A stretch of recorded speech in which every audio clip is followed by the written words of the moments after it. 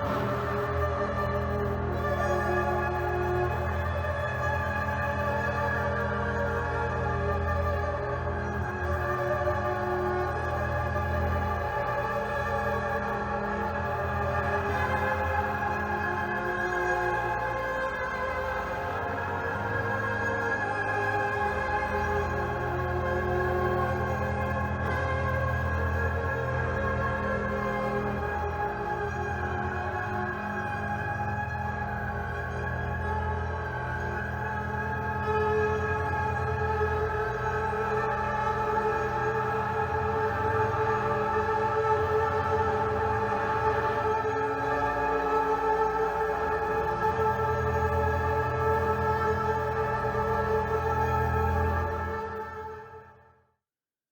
everyone, welcome to the next episode of Light Camera Discussion, the LCD podcast.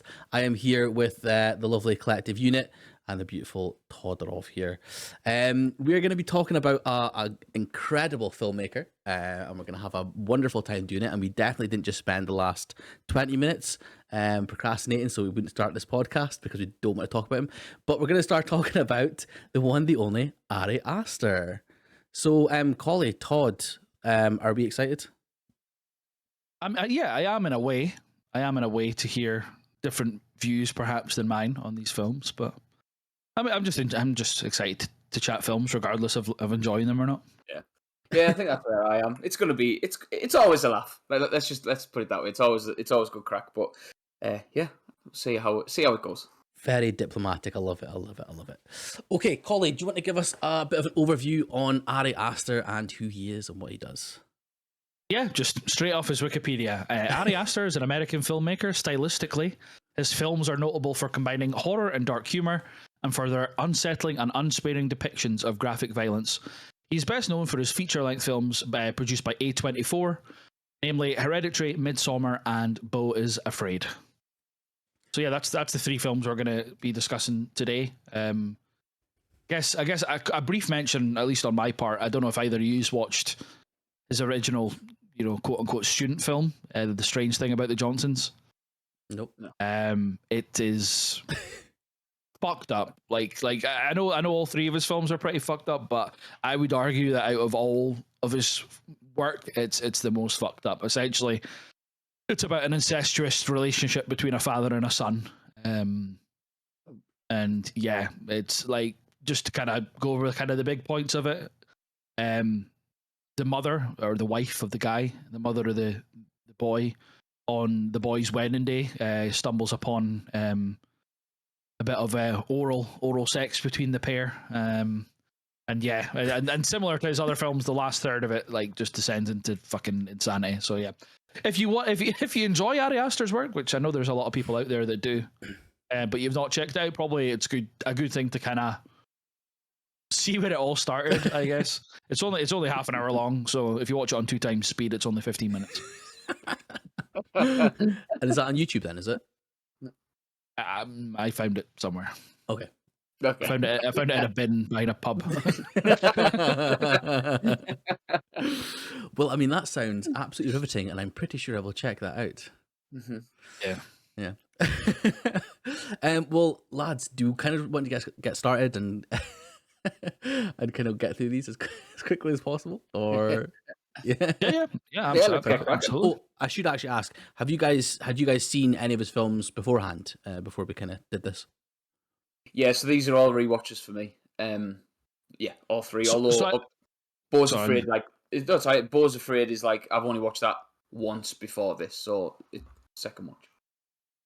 Yeah, I can't really recall whether I'd watched Hereditary and Midsommar just the once before or not. I'd definitely not seen Beau Is Afraid, but they were all pretty fresh. There was stuff that I definitely didn't pick up on the first times and stuff when I was watching the first two anyway. So not first watches maybe, but pretty fresh because it had been a while. Yep. For me, it was first watch for Hereditary and Beau Is Afraid. I'd seen Midsommar before because got obviously my favorite actress of all time in it. But yeah. So yeah, the Hereditary and Beau Is Afraid were first watches for me. I will just say.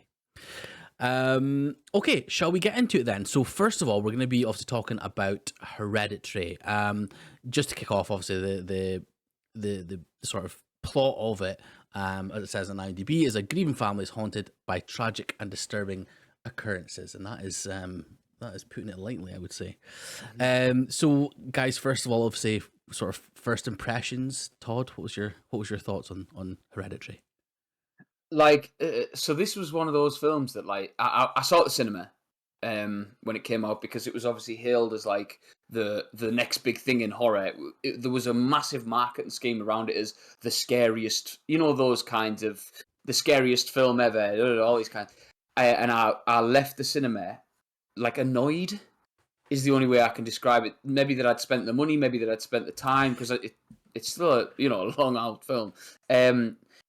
And it starts off so well. I feel like, in comparison to some other films that we'll talk about, it starts off really, really well, and then just descends into not even madness,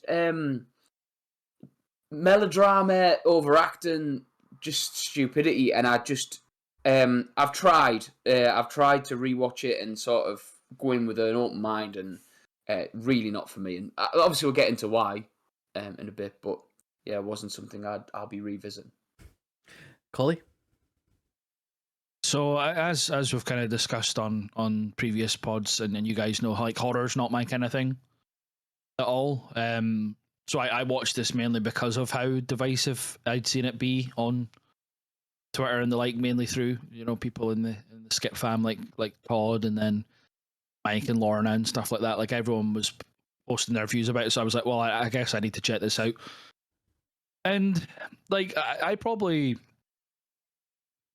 being a non-horror fan, I thought it was quite good. Like, I wouldn't say it was excellent and stuff, but I was certainly shocked by it, and I enjoyed it more in terms of the similar way that I enjoyed The Witch, because it wasn't just like cheap jump scares and stuff. It was more the kind of new wave of just creepy horror. It was like the unsettling nature of it. I think to be honest, like Ari Aster, if we're just talking about purely directorial, I think he nailed, like, if that was what he was going for, like, kind of the shock factor and the creepy factor, but not just like, for example, like in the bathroom, the person will close the mirrored cupboard and then open it, and then the demon's behind them, kind of thing. I think he kind of strayed away from that and maybe descended into it a little bit in the last third, maybe. But like, I just felt when I was watching it, at least for the first maybe hour or so, I was just like, what the fuck is going on? Like, what the fuck is going on? And I feel like my experience of the film was like, that's what he was going for. So for me, I think it's a good film in those aspects. What about you? Yeah, fair enough. I mean, I'm kind of in between you both, to be honest. I think I do think, again, that the first half was, I would say, quite a well-made film and quite an interesting film as well. But then, yeah, I feel like it, the last sort of hour or so, I lost my head with it. I just felt Unintended. It was, yeah, exactly. I just felt that it kind of went totally off the rails. There was a lot of like directorial little flares that he did, especially the first shot when we go into the, like the little doll's house. And we think it's a doll's house, but it's actually what's happened in real life. Like, that sort of stuff was so cool. I thought that was really, really interesting, really well done. And there was little bits and pieces like that sort of throughout, where the camera work was outstanding. But yeah, overall, it kind of lost its way for me. So yeah, I'm kind of in the middle. I don't think it was like absolutely terrible. But I don't think it was like I know you said a good film. I wouldn't go that far. I said like 2.5 stars on Letterboxd, so kind of like sort of in the middle kind of thing. So obviously talking about the camera work and things like that, was there anything particularly that stood out for you guys that was potentially positive for the film, or was there anything that really kind of took you out of it that sort of made you go, no, this is definitely not for me? In terms of the actual like filmmaking itself, like you say, the guy can make a film. Like I have, do you know what I mean? I'm not denying that. So some of the transitions from like night to day were incredible. Like, and I just think that drew me back in. Then I'm like, right, well, the acting, which we will get to, and I'm desperate to talk about, but like, the acting can be sort of overlooked at times because this film looks so good and moves so well through things. Do you know what I mean? So there's one specific shot. I think it's out of the window where it turns from night to day, and you feel that sort of like intensity, that switch that goes. So for me, there's things like that that really work, and the car. I know it's the big moment of the film. Like I know it's the one that everybody talks about. Is where the driving after they've been at this party, son's stoned off his head. The sisters had that brownie that's made the throat open, close up, sorry, and she's sticking her head out the window. That there was an amazing, like, the whole sequence was phenomenal. So that's where I would say it's positive. Is the guy clearly knows how to shoot a film, and build that tension. Like Collie said, like it's not a typical jump scare, that type of horror.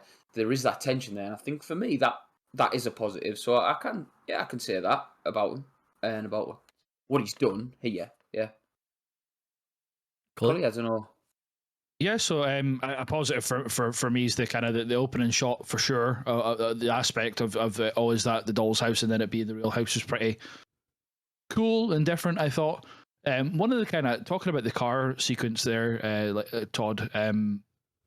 So that kind of build up to the scene and that was kind of very intense and like, oh, what's gonna happen? She's sticking her head out the window, and then obviously head gets lobbed off.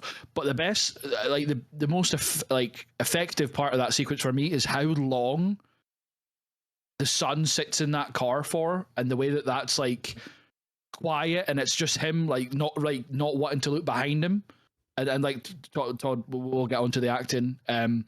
But just like how intensely that's filmed, I just was like on the edge of my seat. Like, is he going to look round? Is he not going to look round? Like, what's going through his head now is that he knows what's back there, and he's just obviously terrified. And then it just he obviously he takes his foot off the brake or whatever, and the car just starts rolling forward, and then he starts driving home, and then it kind of cuts instantly to him, lying in his bed, and then it's Toni Collette obviously screaming because she's went out and went, oh, the car's here or whatever, and then obviously came across headless body of her daughter, and then there's that like cut immediately again to the head, and that was like what? So that wasn't like, you could probably categorize that as maybe kind of a jump scare, but it was more of like a jump shock, if that's an expression you could use. It's like, holy fuck, he's like actually showing the head, 12 hours later or whatever, 20, in the middle of the day when all the flies have got into it and stuff. I was like,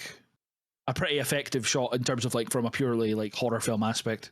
Again, not my kind of forte and not what I enjoy, but it's definitely like, holy shit. So that kind of, the build up to the actual like head lopping off is kind of the most famous sequence probably in the film, or the biggest sequence. But the way that the aftermath is shot, I thought was really effective as well. What was some of the standouts for you then, Massey? I mean, just to piggyback on your back there, saying about that sequence, like I completely agree. I think the fact that this was, because I knew, I hadn't seen Hereditary, but I knew what was happening. I knew what was the way it happened because it's such a famous like part with obviously the as you say, the heads rolling. But you're absolutely right, as you say, the sort of aftermath of that I thought was a lot more effective than the actual action of what happened. So I completely agree with you 100% there. Moving on to acting, because again, as I said, the sort of aftermath of that I thought showed off. I don't even know the guy's name, to be honest. Is it Alex something? Isn't it? Alex Wolff. Wolff, that's it.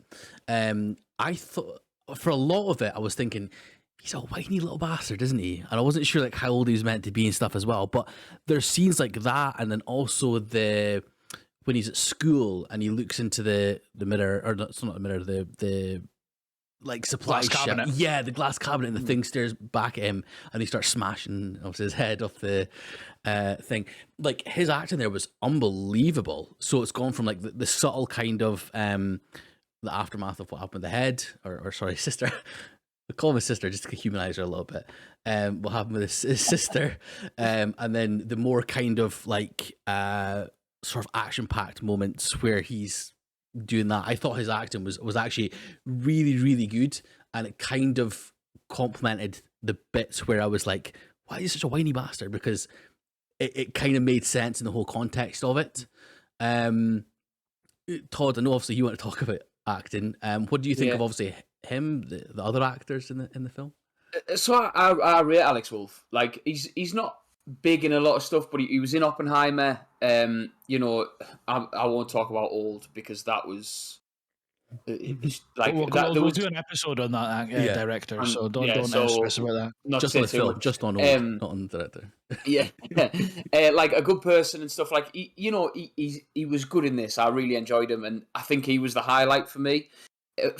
Toni Collette's somebody who I've sort of not necessarily grown up with, but like About a Boy and things where she was, it was a drama and she showed off a little bit of what she can do. I thought she was shocking in this.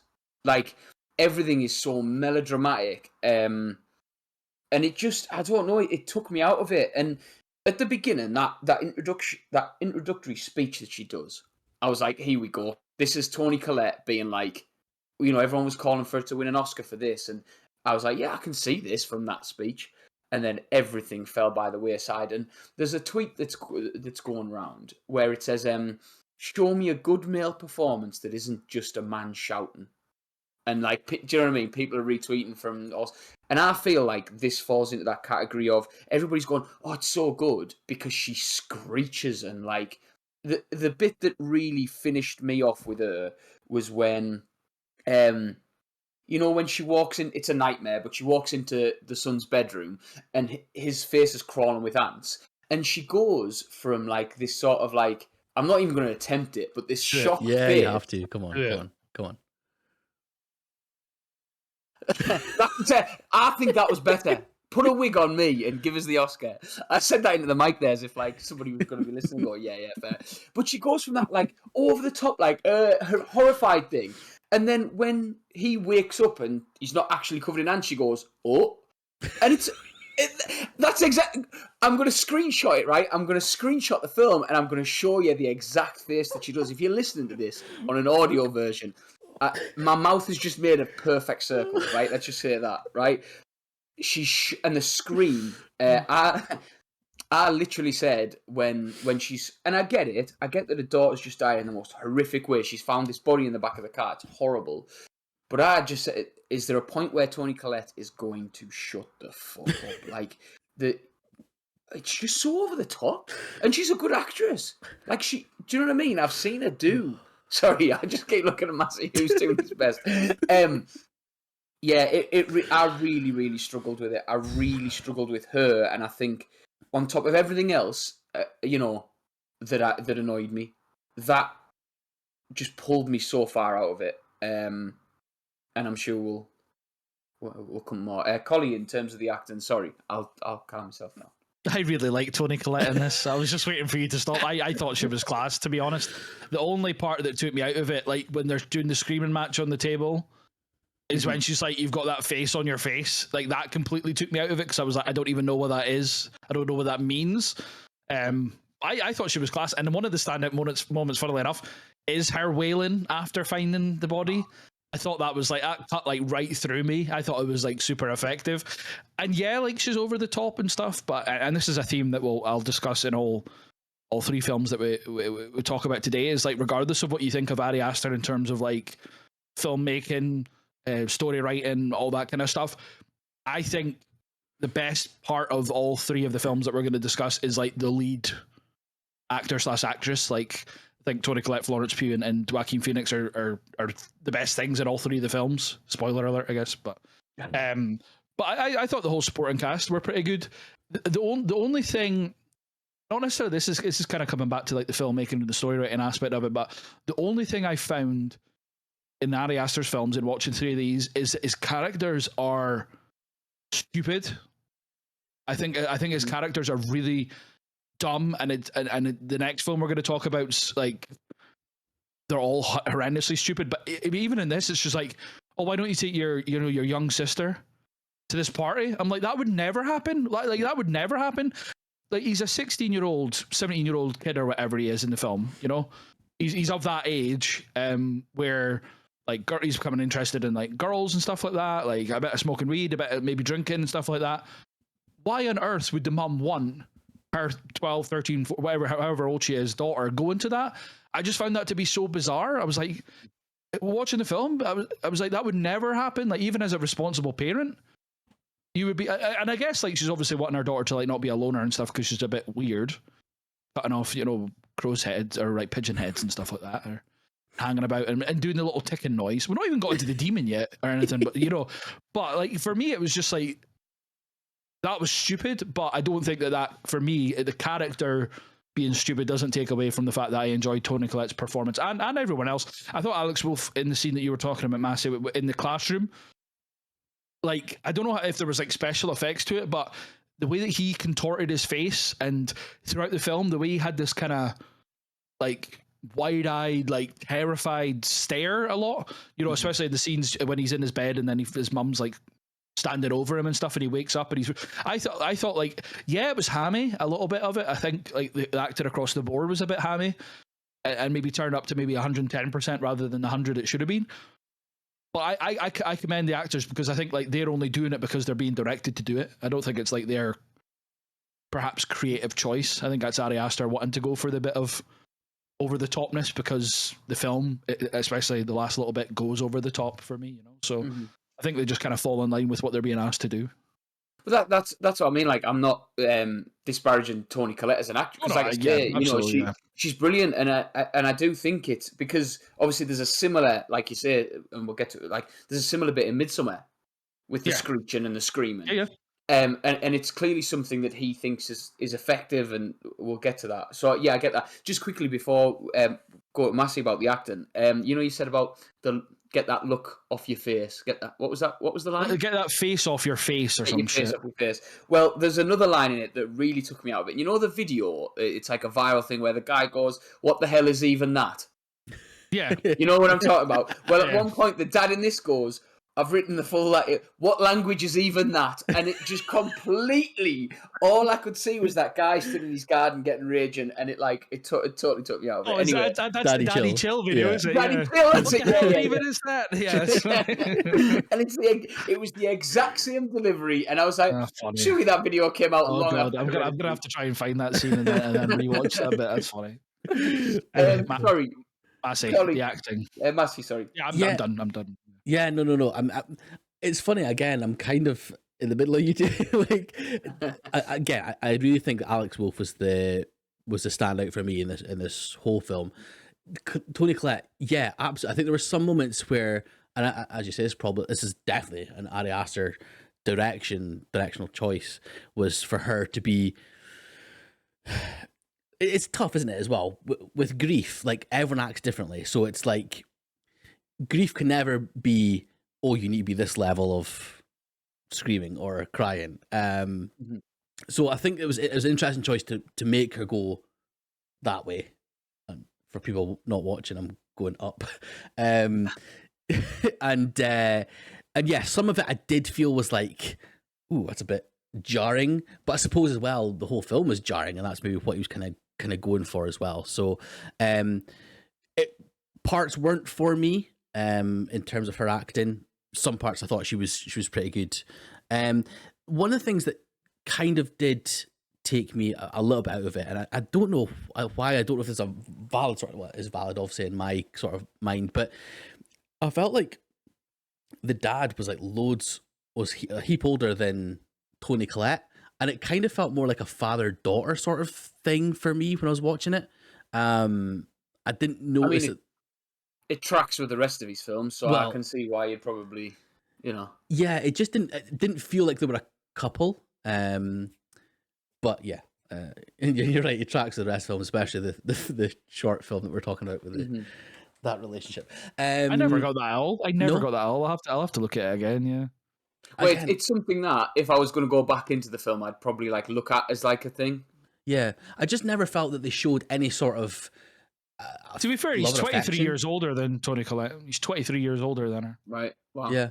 I don't know if it was like if I can't see ages as such, but I don't know if it was because I just never felt that they showed any sort of love or affection towards each other.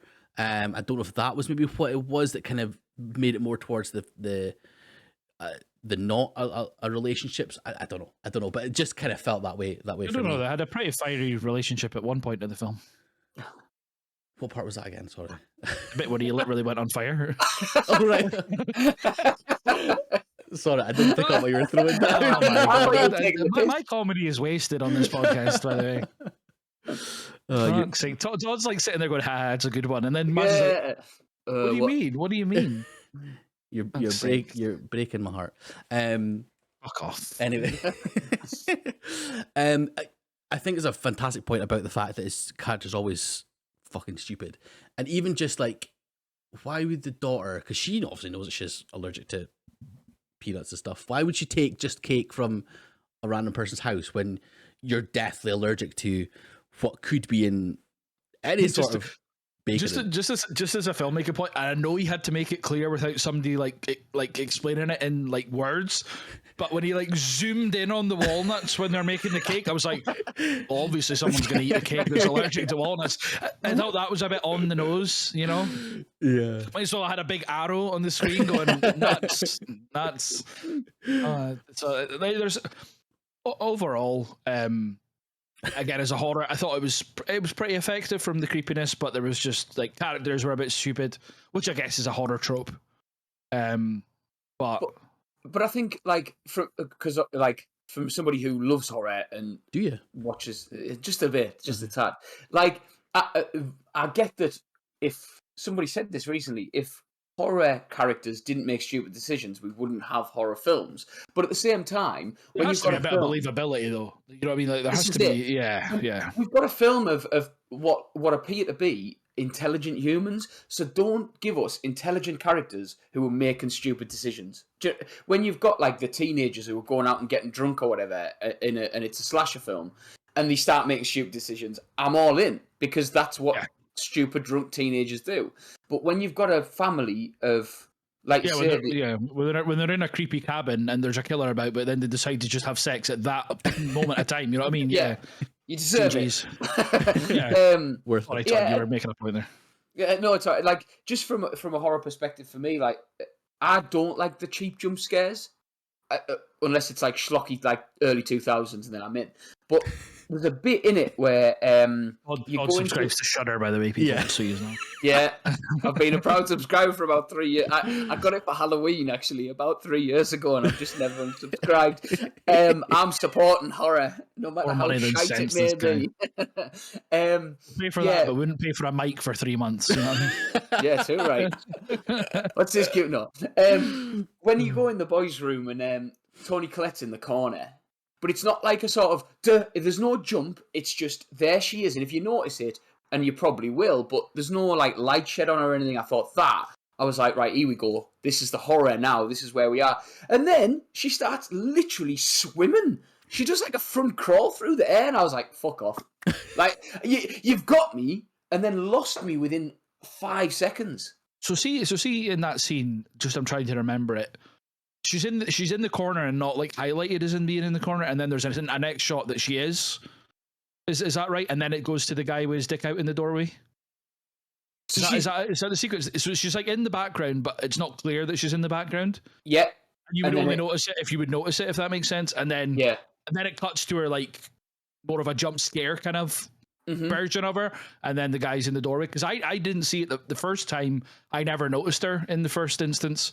It was only subsequently when I knew that, obviously I knew she was in the room because I'd seen that full scene or whatever. So like the next time I knew that I was looking out for that jump scare, and it was then that I realized that she was in the corner. So that like you say, Todd, like when I noticed that she was there, I was like, oh fuck, that's like scary now. And then kind of when he doubles down on the jump scare version of it, it's the same shot kind of thing, but one's for people that are maybe noticing the subtle things, which I didn't first time round, and then the second time for like the idiots like me that didn't notice it. So it's like do one or the other. In terms of, that's probably more effectual if, you know, like you don't realize she's in the room the first time you watch it, and then when you rewatch it, then you go, oh my god, she was there the whole time, or whatever. You know, it's kind of that was your only chance to notice it kind of thing. Whereas kind of just went for that. Oh, by the way, if you didn't notice her there, here she clearly is. Yeah. And here's an old man dick, you know. It's something like, it's really interesting about that, because have you guys ever seen The Haunting of Hill House on Netflix, the Mike Flanagan series? Like in that, there's like always like ghosts in the background, but they're not always noticeable. But the fact that they're like always there, it adds like a different element to it as well. It's like you're either always looking out like, oh shit, there's gonna be a ghost here, or it catches your eye at some point, and that is more creepy than boom sort of thing. So as you say, I think one or the other definitely makes more sense, and I think with this type of film, it should have been the more Mike Flanagan Haunted Hill House way, where it's kind of more subtle, sort of creepy bits, which it did at some points, to be fair. But I think you're absolutely right. It should have been more of a sort of overall sort of thing there. Yeah. Cool. Do you want to start getting onto the when it starts to sort of descend into more occult themes? Yeah. Todd? Yeah. So I don't know if this is, and this is the thing that kind of bugs me about Ari Aster, and it's similar. I don't know if we'll ever do a David Lynch episode. I imagine we'll touch on him eventually, but it's the same thing when I watched Eraserhead, and I got a bit raging about it. It annoyed me because it was just weird, and somebody said, "Yeah, but that's the point. Is he's just being weird because he can." And if that's the case with Ari Aster, then it annoys me even more. But if this is something he's making in his head, just the obsession with I'm not approved by any stretch of the imagination, but the amount of nudity that it's just unnecessary, and I didn't get that. But the thing that I struggle with the occult stuff is there's so much exposition dumped on you constantly. Like, great ideas, love the themes and love the sort of what it could have done.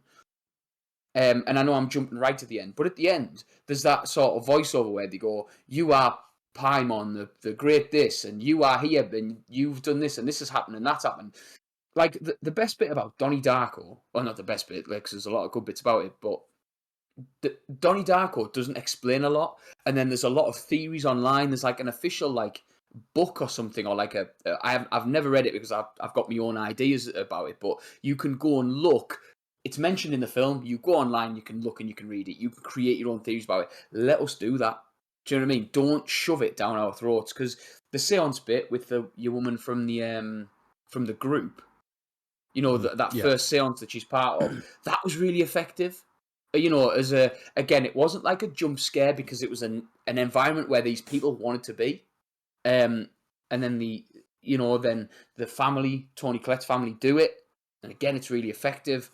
And then I feel like he has great ideas that he can never kind of capitalize on. I think that's the way I look at Ari Aster, in particular with Hereditary, a little bit different from Midsommar. Colin? Yeah, kind of similar. That even, and again going back to the scene where the daughter gets killed quite early on, it is kind of explained away in the end as to the demon was in her, but the demon needed a male body or something like that. So needed to come out of her, essentially, to go into him, sort of thing. But just all the clicking and her chopping the head off and all that kind of stuff was really unsettling and weird, and a lot of hinting at what's to come in that. And then at the end, it just kind of echoing what you were saying, Todd. He just didn't stick the landing for me. I don't know what I wanted or expected. I couldn't write anything better than that, but it's because I don't make films. But it just kind of felt like it just descended into every other horror film. Nothing was different about it. Whereas the first half of the film was very different. I don't know. I thought the ending was okay, but it wasn't one that I was holy shit, what a twist or anything. Because you kind of guessed that it was something to do with him from early on, that something was going to happen, and the dad probably wasn't going to survive because the kind of the spouse in these films never tends to, and it tend to be it's even from the off, when it's what does Toni Collette say about her mum again? She had secretive, does she say rituals or something like that, and then the when she's speaking at the funeral, she's like, my mum was really like secretive, and I'm sure she said rituals. I'm sure it was like a really strange word to say. Is it when speaking about your secretive mum? Because but she says something about like her mum. She had like she was very secretive and she had like rituals or something like that. I can't remember. But just overall, I thought like the ending was okay, but nothing to write home about. Whereas like it could have been if it matched the first half of the film. Massey, what are you saying? I'm just having to try to have a look at that. What words it is she kind of says, because that's quite interesting. I didn't catch that, to be honest. On my I know it's right at the start, but I didn't like catch like the actual wording and how that sort of sets up kind of what's to come. I think it is really interesting because I didn't having not watched the film before, I wasn't sure how Hereditary fit into it.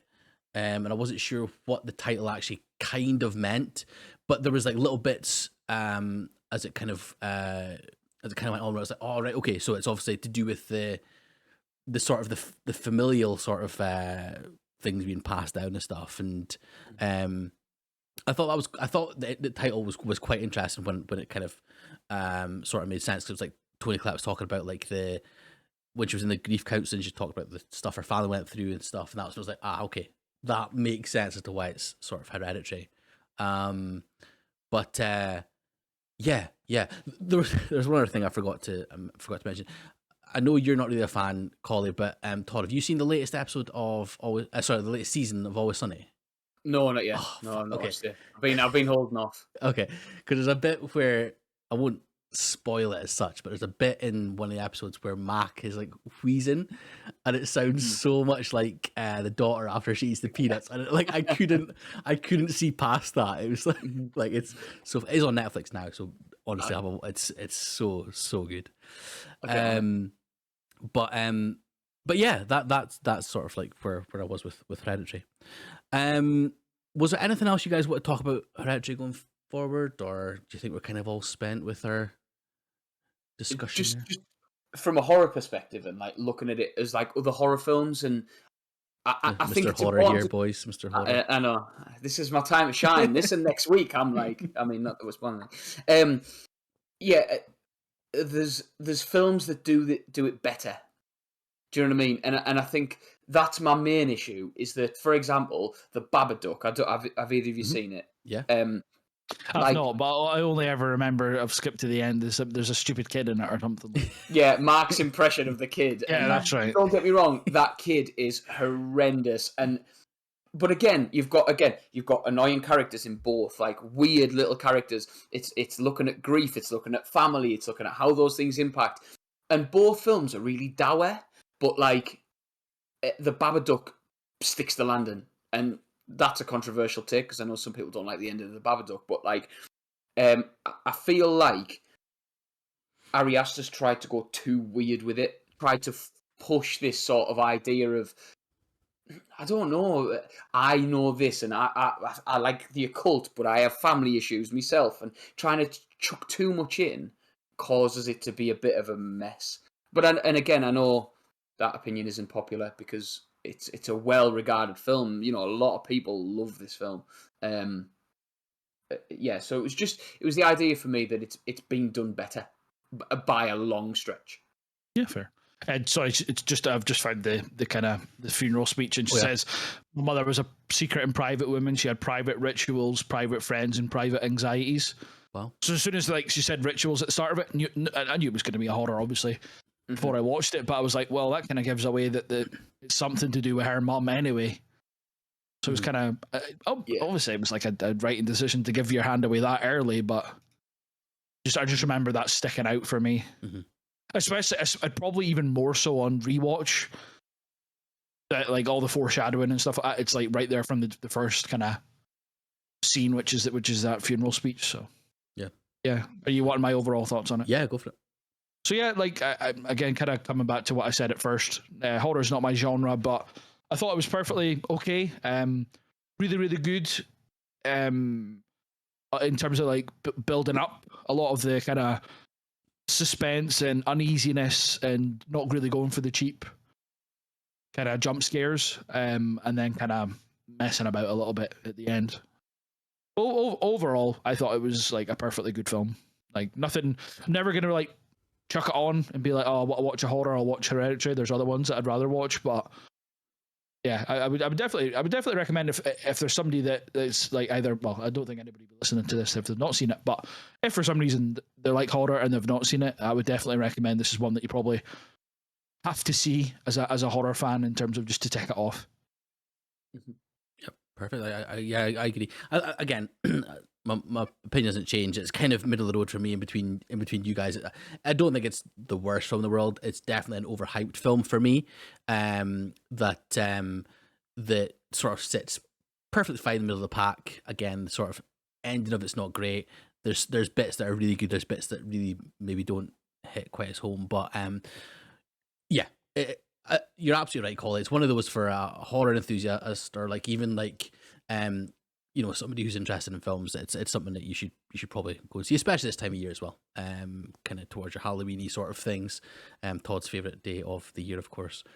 But yeah, so that was my thing on Hereditary. Are we happy enough to kind of move on to the next film in the Aster log? So. Yeah, perfect. Yeah. Okay, so the next film that we're going to be discussing in the Aster filmography is Midsommar. So the plot for that is a couple travels to Northern Europe to visit a rural hometown's fabled Swedish Midsummer festival. What begins as an idyllic retreat quickly devolves into an increasingly violent and bizarre competition at the hands of a pagan cult. So first sort of thoughts, Collie, we'll go to yourself first. So this film's full of dumb idiots. Like that's what I'll say first and foremost. Overall, I thought it was, again, similar to Hereditary. Good, but not great. First half, probably higher than the second half. Failing to maybe stick the landing a little bit for me. Overall, great acting performances, certainly by Florence Pugh. Couple other maybe good ones, but some pretty shite ones as well. Just like not like... Not like phoning it in either. Like some of the kind of the other dudes in the group, the other students, or that they weren't that great. I didn't find it, and I don't really know if I can tie that down to the script writing that they were given, or if they were just phoning it in a little bit. But yeah, that's kind of just to kick it off, was like good film but not great. And then some highlights, some lowlights. Todd? Yeah. So again, saw it at the cinema and hated it. Came out. I just confused more than anything. But then rewatched it and I've kind of turned around on it. Not as much. I know I said this for The Witch, not as much as I did on The Witch, but I feel better about it. I'm with Collie. I think there's some great performances, and I think there's some that are just not set dressing, so to speak. But then, incredible location, really well set, really well shot, and the detail in this film's excellent. Preferred the ending to this. I do like the ending, but I think it sets it up better. But again, he's foreshadowing, and we'll get into it. I think his foreshadowing's a lot more clumsy than other filmmakers, and I think it lends itself to what's coming. Both in like references around the film, but also in the writing and the relationships and things. There's a lot of sort of signposting that's a little bit too obvious from the beginning. But again, I enjoy it as a film. It's one that I own and one that I will rewatch, not too often, but often enough. Massey? Yeah, fair enough. I really like about this episode already is the fact that we're not all just, oh yeah, this is fucking amazing, like sort of thing. I am with this film because I think it's fucking amazing. Like I genuinely I've obviously seen this before. And I liked it at first. I liked the film. Obviously, I really like Florence Pugh. Beep beep beep beep beep. If watching this again, like I was in from the start. I think it's an unbelievable film. I even gave it 5 stars on Letterboxd. Like, yes, it's not a perfect film as such. There is, as you say, kind of more sort of heavy-fisted, sort of like foreshadowing and things as well. But yeah, I love this film. I think it's phenomenal from start to finish. So yeah, this is by far and away my favorite Aster film. Yeah, definitely. So yeah, what were your... Do you want to kick? Do you want to kick things off, Massey? Since like you love it so much, do you want to kick it off? What you enjoyed so much about it? Yeah, absolutely. I mean, again, when we talk about performances, I think Florence Pugh's performance here is by far and away the best thing of the film. It's just unbelievable. Like her, the starting off with how she sort of gets, or doesn't even get over, but the grief of losing her family, and moments when she starts to just break down and the old sides of the mouth go down. You can tell it's yeah. I don't even know who the interview was with, but have you ever seen the one when she talks about that? It's Ali Plum. She's like, she's on all of my films. She's just like, as soon as the and she's like, I do it in real life as well. Her boyfriend and that knows that when she's upset because they're like the bottom of her lips like turned down. Yeah. And when she does that, like, you just know you're in for a fucking treat. There is, yeah, that performance all the way through is absolutely spot on for me. Yeah, I agree that some of the other people, like especially the two British folk, they're a bit, the ones that they meet in the place, they're a bit like, they're almost like filler, aren't they? Sort of thing. They're kind of there just to, spoiler alert, be killed off. But I actually kind of liked the dynamic in the group as well with the boyfriend Christian, because obviously he was away to finish with her, but then also this thing happened and he felt obliged to stay with her and then even also take her to this place with him. What's his name? Will Poulter, yeah. I think he's funny, like when he's when they're tripping off the mushrooms and things, or not mushrooms, whatever it is, and he's like getting all freaked out about like about what they're doing and things. I think that's great. I think this is the best shot of his films. I think the cinematography is unbelievable, like absolutely outstanding. It obviously helps that the place that they're at is such a beautiful almost perfect slice of the world, with all the greenery and the sort of homemade, obviously set design, but the homemade sort of huts and prayer places that they have. I just, for me, from start to finish, it was phenomenal. Just everything clicked. I don't want to go too far into the story because I obviously want to hear about what you guys sort of like thought, what worked and what didn't. So I mean, Collie, let's go to yourself first. What was your kind of I mean the highlight was the setting. I thought it was shot well for the most part. There was a few shots that I thought were a bit strange. One that really stood out to me, I was like, why are we so far away from this conversation, was when Connie's going to like pack up her stuff. She comes out the barn or the shed or wherever they're staying, and the guy's like, Simon's went away with blah blah blah to the car or whatever, and she's like, what? That doesn't make sense. But the camera's like 40 foot away or something like that. I just thought that was quite strange. Obviously there was a decision behind that, but I thought that was a bit weird. Yeah, like the highlights were definitely the location and the setting and Florence Pugh. And that again, without going too much into the story and stuff, that was the two highlights for me. It was let down a little bit by the rest of the cast, namely one person, which I'll get onto when we're talking about the bad stuff. But yeah, that was kind of the highlights for me, was just how good it looked. And I wish I'd seen it in the cinema. To be honest, I think it would look great on the big screen. Todd? Yeah, I think it takes some balls to shoot a horror film in a place that's got 24-hour daylight like that there, to create, you use the dark so effectively in horror, and I think to have light the whole time was difficult, but I think it worked. And there's moments like when they're dancing around the maypole, and like so we'll get to the story side of things, but that felt like horror to me. Like that felt like tension, that she was almost being indoctrinated and dragged along into this sort of cult. Like that's how that felt, and I was like, I felt panicked for her. I do think it's amazingly shot. One thing I thought you were gonna like disagree with the Collie when you were saying about how weirdly some of it was shot, but it wasn't the point. The thing that I like is where there's a conversation happening. So we see a scene, and there's a conversation happening in that scene, but we don't zoom in on the people who are having the conversation.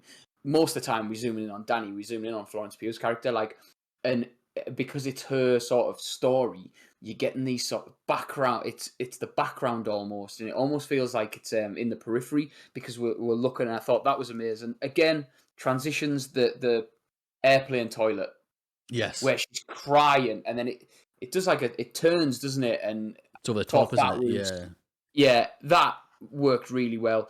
Again, you know, we will get into the negative because I do think there's a lot of stuff that he needs to fix, but then there's some subtle stuff as well I thought was really cool. I've got shots lack symmetry, and I think that's what you were talking about, Colin. I think that's that shot where it was just like, because it wasn't even as if it was far away, but then it wasn't even centered. Yeah, they were like over to the right hand side of the screen, if I remember. Yeah, exactly like that. Nothing happening. Because one of the positives is there's the scene later on in the film where she hears Christian pumping that lassie, and it's like following her about in her panic state, and that's really well shot. Because then there's the girl like being, oh, you don't want to go in there and stuff like that, and that was like really well shot, and I could feel like the anxiety of like, oh, is she gonna see it? Is she not gonna see it? She definitely can hear something's going on, and she kind of can know what's going on, but does she know it's him and stuff? That was really well shot. But yeah, that one, like you say, Todd, like they were like over here, like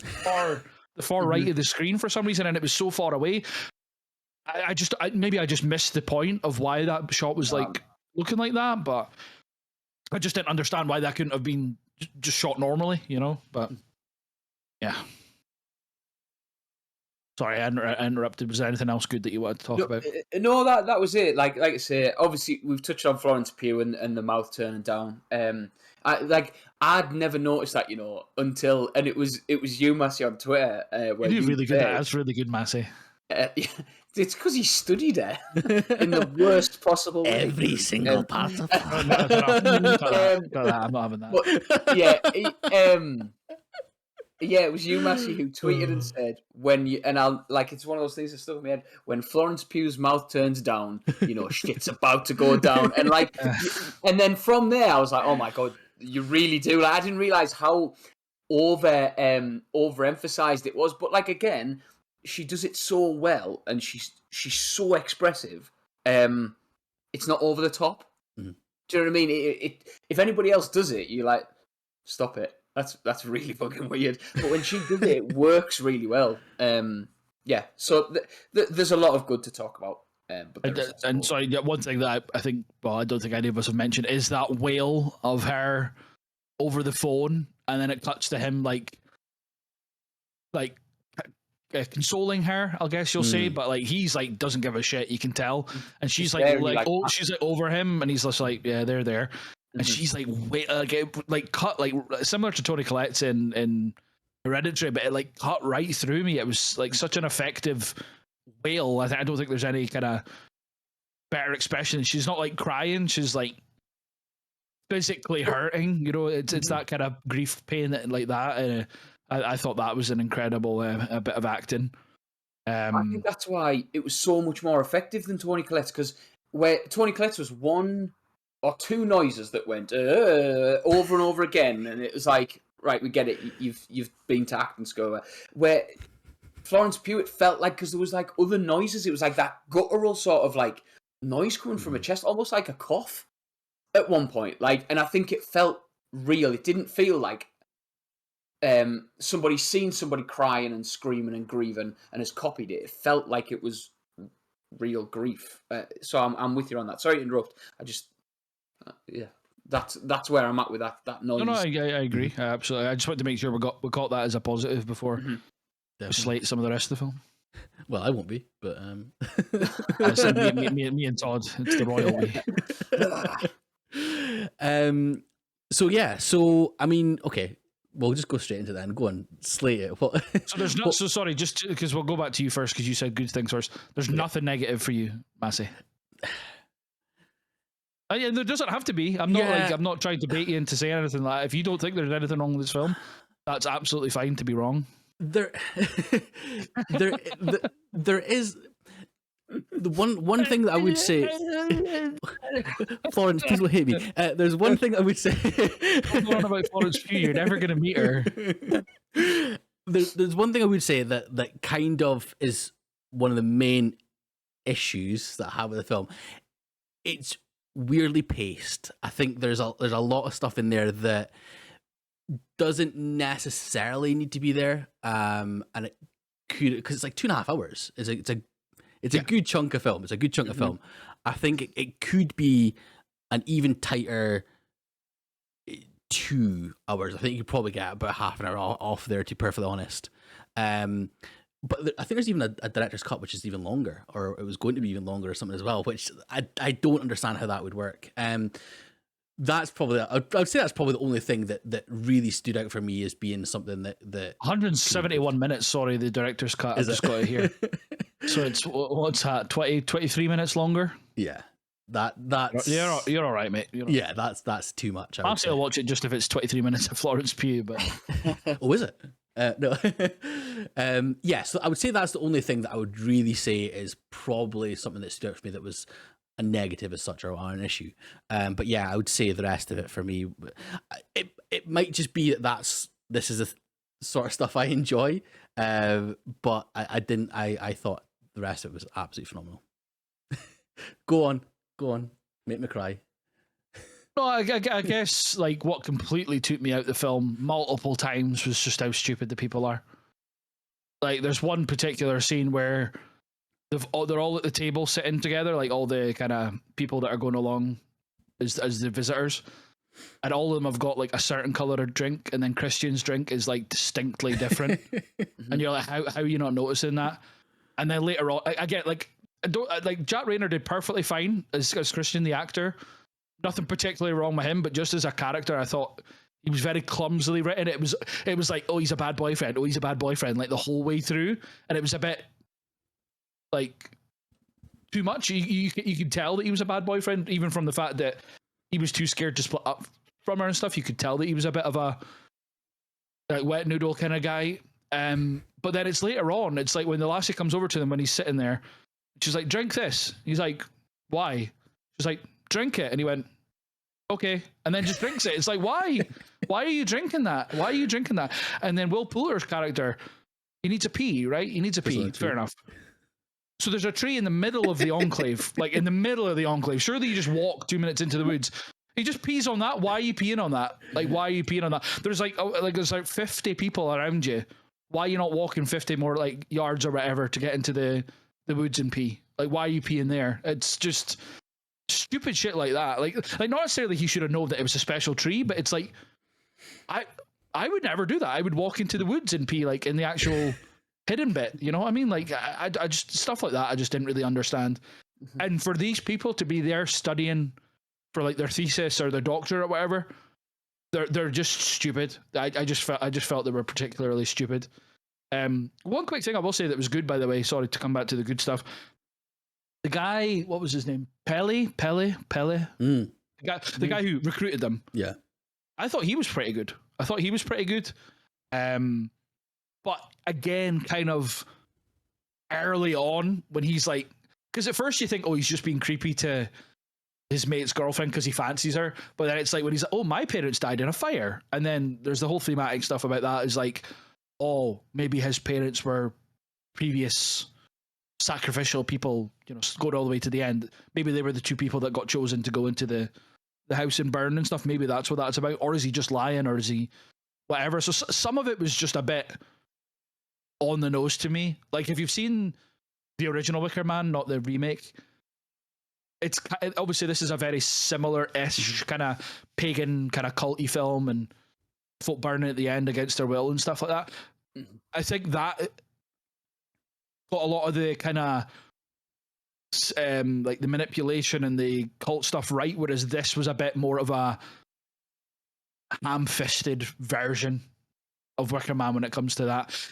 I just found it too, not that I'm going to be like, oh, I called like the rest of the film or like the whole of the film from the beginning, but he just knew that from pretty early on in arriving in Sweden that Danny was going to end up being either the sole survivor and escaping or something, but it was like everyone else is going to die, and it was quite clearly for that. Whereas like, because Ari Aster kind of zigs when other people zag was kind of his kind of, I guess, reputation before this, because of Hereditary being a bit different.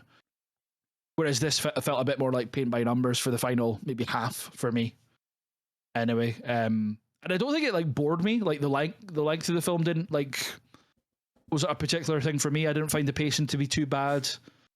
I thought it was kind of long enough to, make things tense. And yeah, sorry, just another dumb decision again. It's like your girlfriend is going through severe trauma and grief.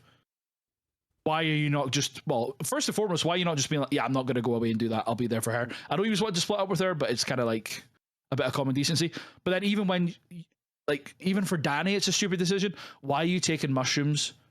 Like, why are you taking, like, psychedelic, hallucinogenic drugs when you know you're probably going to have a bad trip and get fucked up? That was by the way, that was a very effective scare or kind of creepy bit, was like when her sister was behind her in the mirror, I think it was. And then her face kind of distorts.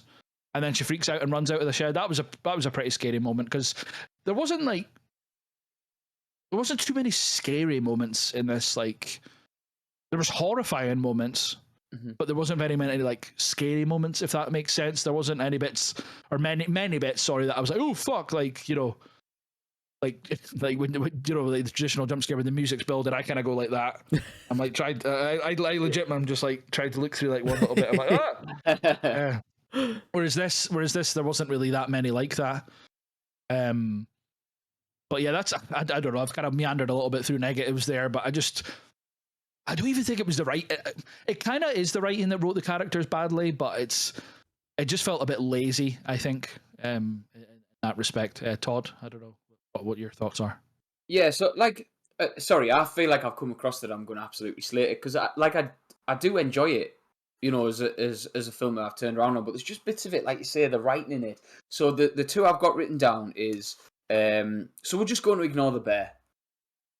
Like, it's weird enough that there's a bear in a cage in a convent full of people. Let us just understand that it's weird that there's a bear there. And it's like, what's the Chekhov's gun type thing? You're not going to mention the bear now, because you've mentioned the bear. Something's going to happen with it. The bear's going to tear somebody's head off. I didn't know what was going to happen with the bear. I didn't expect that a man was going to be, put inside of the bear. And when did you clock onto that, and like when it happened? What do you mean? When did you clock on that he was going to be put inside the bear? When they're like dissected it and he's there. Yeah. Later on. For me, it was the bit when he's like sitting in the room on his own and he's staring at the wall, and there's a depiction of a bear in front of him.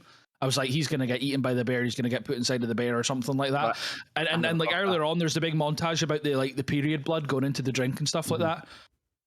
I think you mentioned it before, Todd. It was like, it was a bit too on the nose, the kind of foreshadowing and stuff like that in this. Sorry to interrupt your negative points. No, you're right. The bear thing for me, like there's a scene, I can't remember why he's sitting in the room. But I think it's just when him and Danny are the last two left or whatever. And he's sitting in a room, and there's on the wall right in front of him, he's staring, and it's just a depiction of like a bear. I can't even remember. I don't even remember if there's a man going inside the bear in the image, but I was just like, well, like, obviously that's like Christian plus bear equals something bad, But and then the other one, and again, it's like what happens at 72, and I thought the structure of like the age thing was really cool, like the comparison between the point of where you are in life and the seasons, and I was like, that's a really effective way of like looking at life and stuff, whatever. I just felt like it was nudge nudge wink wink. It was this is this age to this age, this age to this age, and then this to 72, and then I think it's Danny Florence Pugh goes, and what happens at 72. And all I wanted, I'm sorry, I haven't talked about Edgar Wright at all in this entire time we've been recording. All I wanted was what's his face from The World's End to go, I told you not to ask me that. Like, that's how I felt. And like somebody was going to pop out and be like, don't ask about what happens when you get turned to 72, because then we know something's going to happen to these old people. Well, to be fair, he makes a death gesture, he goes like that, I think, or something like that. But then they like laugh about it. And it's like, Yeah. and this is the other thing that, again, where Ari Aster tries too hard, because, and I think it's one of the main things that pissed me off the first time I watched it, was the cliff scene, where, at the age of 72, they have to die. So these two old people go through this ritual, and then they throw themselves off the cliff. And what was really effective was your man hits the big rock, the big stone, and it cuts to Florence Pugh, who does this incredible 3 or 4 second reaction of like shocked face, turn away, and that should have been the end of it. That should have been like, we get it. And then the old fella who somehow survived that drop goes with this like open face, and I was just, I seem to be repeating myself. I just went, fuck off. Like, we didn't need to see the gore, and I love over the top kills and ridiculous gore in films. I liked him getting smushed with a hammer. That was good. That was, but again, like, let us see that. And it just like, there was no sort of like burst or anything like that. Yeah. Literally, the hammer just went. And I love how she just turned around to the next one and was like, right, your go. It was like the world's strongest man thing at a fucking carnival. I was trying to hit the bell thing. Yeah, so like I say, them bits really sort of took me out of it. And then the again, the obsession with nudity and like having to be like everybody's naked and and then I'm sorry, right? It's just natural, Tom. Jesus. Oh yeah, we're all just people, and we've all got them. Next episode, we're doing it in the nude, okay? And we talk about Lars von Trier. God, no. The bit where Christian is like he's in that shack, and like they're not forcing him to have sex like that, but like essentially they're like guiding him in. Yeah. And then that lass has got all of his head going, finish. And the poor lad's looking at her going, well, I'm trying my best, but there's a couple of things that might be putting me off here. Like, this is a little bit weird. And it just, the whole thing, it became a farce. Like, it became so silly. And again, then we get back to the story of it, and we bring, was it 8 or 9 bodies together, and I thought, again, this ritual side of it really cool. And then you've got Will Poulter as a scarecrow. Do you know what I mean? And like and the body horror of that guy being hung up. It was the best part of his performance, was where he was hung up with the bloody flowers on his eyes and his back open. But yeah, like, I thought that was really effective, and that's why I liked the ending. I thought it sort of it culminated well, that actually they've all been brought here to die, essentially. And I do think it's like an almost perfect depiction of cults, and like I said, like that indoctrination, and how people can be dragged in because they're grieving, or because they're striving for something better, like their thesis. In terms of the themes and the way it's done, brilliant. In terms of the writing, I think lazy is the word. I think, Collie, you've hit the nail on the head there. I think it is lazy at times. Just, oh, here you go, here's an idea, and just take it and deal with it. The image that Christian was looking at, by the way, is a bear in a lady just surrounded by fire. So yeah. So we knew, yeah. Mm-hmm. Because I think there's a lot of that, isn't it, in the tapestry that you see. There's a lot of like foreshadowing. As you said, there's that part. There is the period blood in the drink part. There's like loads of other little bits around the room, isn't there, that kind of that foreshadow to the things that are going to happen. The bears, they smell the menstruation. Oh. That's why so it's all clicked now. Ari Aster, you sly dog. I don't know did you guys notice, and you may have, and I know it's like being talked about online and stuff as well, when she's being carried after being the May Queen with all the flowers and stuff on her, she's being carried by everyone in this like really wide shot, and in the background of the trees is her sister, like with the tube in her mouth. Did you just notice that at all? Oh, I've not seen that. No. Against the Rock? No. So there is when she's first kind of being carried off in the thingy, and she's like covered in all the flowers, and she's got her hat and stuff, and they're all carrying her singing la la la la. It's like it's a really wide shot, and you can see them carrying her, and then at the back, like the trees it's like a subtle image of her sister with like the tube in her mouth and taped on, but it's like made Right. out of the trees. No I'm way. looking at an image of that. I can barely make that out. Oh really? Yeah. I don't I know don't if know if I'm it, just being blind or not, but it might be easier to see it in motion. Yeah. Oh, I mean, it's as subtle, and when we're talking about like, because the tapestry thing, I think that's because they showed the whole tapestry at the beginning of the film, right? Like, yeah. I'm not just making. Yeah, There was a yeah, whole yeah. thing. So if they show that at the beginning of the film, and it's almost like a sort of an introduction, and this is what's going to happen throughout the film, you just need to notice the point. That would be great. But he is, and maybe Aster hitting somebody in the head with a hammer is literally what he's doing to us, and going, understand it by zooming in on, like I say, the period blood is a very clear image because it happens again. It zooms in on the tapestry again. It zooms in on the bear. Like I haven't noticed it, but obviously it zooms in on the bear again. Show it at the beginning, and then let us notice points from it. And then he puts something in like this, which, to be fair, is incredible. Like, that's really cool, but it's so subtle. Like, it's not even. It's there's too no subtle almost. middle ground with him. Yeah. I must Sorry, admit, sorry, Massey. I didn't mean to go off. No, absolutely. Without knowing that was there, I don't think I would have noticed it, to be honest. It's something that I don't think I noticed on my first watch, but after reading about it afterwards and then watching it on this one and looking out for it, was when I noticed it. But yeah, I think you're right with the tapestry and stuff. It could make it like a cyclical sort of nature if they just show us it at the start and like it happens. This is what happens every Midsommar, but it's just with different folk and things and stuff as well. I do agree with that. But yeah, I love the film. There was one other thing I wanted to point out as well. The subtle score as well, I thought was really interesting. Like you see when we're talking about the bit when he's pumping or the ladies are making him pump the girl. What's this? Pushing his butt, member. Okay. It up. Yeah. Sorry. When there's like the screams and that as well, or the sort of like whales sort of thing. There's like a little. They're mimicking our moans. Yeah. There's like a subtle, like I think it's like a violin you can kind of hear in the background as well. And then when Florence Pugh does her, like when they're all surround her and are like wailing with her as well, like there's subtle like violin going through it, and I think that really added a lot to the film as well. But yeah, the score I thought was understated, but like underpinned everything that was happening. Anything else you guys want to talk about Midsommar, or are you happy enough for us to sort of move on? Any thoughts? Oh no, I'm happy enough. Again, similar to Hereditary, good but not great for me. Just the poster for me, not the main one that's on the front of the DVDs. There is a poster, that stupid holiday advert, the "Darling Hold My Hand," and it's where somebody is leading. It's like from the camera perspective. Have you not seen it? No.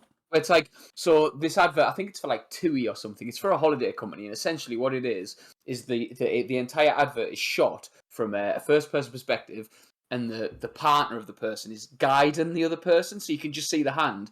And somebody has made a poster where Christian is guiding Danny, and it looks exactly the same, and it's just absolutely thrown it for me, that this sort of like a holiday advert thing. But yeah, sorry, that was the only thing. If you haven't seen it, it doesn't make any sense whatsoever. Yeah, the only I just googled actual telly. I googled Midsommar, Darling Hold My Hand, and the first thing that came up was Jess Glynn Hold My Hand. You know that like Jet 2 song. That's it. That's what I mean. That's that's the advert. Yeah. But yeah, like for me, I really enjoy it, and I will watch it again. But it's not something I'll watch on a regular basis. It's not something I'll like Collie said with Hereditary. It's not something where I'm like, right, I really want to watch a horror. Let's stick it on. It'll be more like if I want to watch it for the performances or something along those lines. That's what it'll be. Fair enough. Okie doke. Well, we'll move on then into the final film that we're going to talk about. Really interested to hear your thoughts on this one, because this has been such a divisive episode going, right from the start, really, isn't it? So, the final film of Ari Aster that we're going to talk about is Beau Is Afraid. So it was just out this year, wasn't it? 2023. The plot for this is: following the sudden death of his mother, a mild-mannered but anxiety-ridden man confronts his darkest fears as he embarks on an epic, Kafkaesque odyssey back home. Okay, so first thoughts, Todd. Why don't you kick us off on your thoughts about Beau Is Afraid? I don't want to go like this. I've never been worried about like talking about something, but I don't want to go too much into it too soon. I thought it was so far up its own arse. It is the most self-indulgent piece of shit I've seen in a very long time. I really struggled. I wrote some. I made notes on my phone. I stopped writing them on my thing. I really struggled to find anything positive to say about it. Wow. And I know that's a big thing to say about a 3-hour film with an Oscar-winning actor at the helm, and I know that's a massive thing to say, but we can talk about. I can talk about how well it was shot. It really fucked me off. Like I hate it. I hate this film. But anyway, sorry. That's what I don't want to go too much recently. Collie, we'll go back to come to you. I really liked it. Wow. I really liked it. I know what the thing is. It's one of those things that I really liked it. But I'm more than aware of why people wouldn't like it. First watch, I did not like it. Second and third watches, I really, really enjoyed it. Massey. Right. Wow. I'm in the middle of you two. So obviously there's Wait like till next weekend. oh god, yeah. We'll get photos of that though, and Snez can do the moans. So it's such a weird film, isn't it? There's like 4 acts kind of thing is what I sort of took from it. I thought the first act was unbelievable. I was in from the start. It went downhill very, very quickly. Very, very quickly. After the first act, when he gets run over, it lost its momentum for me, to be honest. But I would say like the first act for me is one of the best things I've seen this year, to be perfectly honest. I thought it was unbelievable. But yeah, absolutely. It just went off a cliff. Midsommar reference there, boys. It went off a cliff after that. I thought it was really bad. I'm kind of interested because I'd like to hear from both of you for 2 completely different reasons. So how about we keep things nice and positive? Collie, what was some things that you really enjoyed then, obviously, from this film? So just to round off my point that I made when we're talking about Hereditary, I think if you take anything from Ari Aster's films, whether you liked him or not, I feel like he makes the lead characters or the lead actors, like he pulls out really good performances from them, whether they're a bit over the top and hammy like Toni Collette or they're excellent like Florence Pugh. I thought Joaquin Phoenix in this was amazing. I thought he just like nailed the kind of nervous, anxiety-ridden guy that Beau is supposed to be. He's afraid, after all, you know. There's a really good YouTube video which we'll tweet out from the account, and it's like because we don't analyze the films in this podcast. We just say what we like, what we don't like. We don't go into like the meanings of stuff. We'll hint at it, but a lot of the stuff that, at least for me, anything that I say is all derivative of people that are far smarter than me dissecting films. There's a video about it called "Why Beau Is Afraid." I think I put it in our WhatsApp group. Yeah. Mm-hmm. I don't know if either of you's watched it, but we'll tweet it out. And I thought it was very interesting because it's a lot of mother issues. It's a lot of like his mum not wanting him to be with anybody else or love anyone else, sorry, apart from her. And see, if you'd have told me, if I didn't know who the director of this was and you were like, this is Kevin Smith's latest film, I would have absolutely believed you. It was very like Tusk for me. It was very just out there and bizarre. It was shot beautifully. The supporting cast I thought were really good. I wholly understand where Todd's like, it's up its own arse. But for me, it's one of those films that it's like, it's not like Chazelle's Babylon, which is up its own arse, which is kind of, it's not self-aware enough. I think this film is pretty self-aware as to how bizarre it is and how weird it is. And I don't think it's Ari Aster even being like, I wonder how far I can push it. I think it's just him just being like, you know, this is a weird idea I've got. Let's see what we can do. It was a box office bomb, so I don't know if you'll get to do anything like this again. but I kind of respect him more than I respected Chazelle for what he did with Babylon. I respect Aster for being like, you know what, fuck it. Like, I don't care how weird this is. It goes from, like Massey says, the first act's incredible, and it just meanders along. It's very weird. It's very different. And then there's a cock monster at the end. What more could you want from a bizarre film? And if you'd have told me this again, if this is from Kevin Smith's, weed laced head from when he was like smoking loads of weed and writing stuff like Tusk, I'd have absolutely believed you. But because it was made by Ari Aster and it's just shot a bit more like artsy fartsy, I guess you could say. Like, I know we're skipping ahead a little bit here, but the scene. Well, I mean, I've spoiled the cock monster for anyone that's not seen it, but. The scene where he's playing out that play in his head and he's the protagonist and there's like the sets that are spinning round and him chopping the chain and all that kind of stuff. Like it was like a fever dream. It was like a fever dream the whole way. And you could argue, I think it's kind of hinted at in some of the video essays that I've read on it, that it's literally all in his head. It's literally all in his head. As soon as he gets told that his mum died, it's him descending into absolute madness because he doesn't know what to do with himself. But anyway, I digress. Massey, do you want to bring in maybe some positives and then we can go to negative Nelly, or do you want to go to negative Nelly now? Yeah, I'll easily pop in some positives.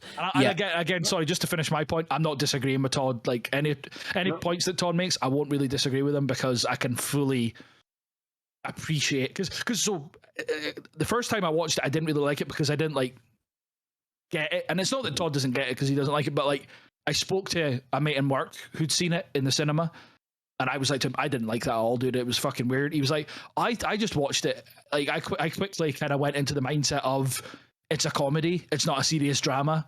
And when you watch it as kind of a bizarro comedy, again, Kevin Smith-esque, that's where the second and third time I kind of watched it with a bit more of a different lens or a different point of view. And I was like, some of it's hilarious. Like I found some of it proper, laugh out loud funny.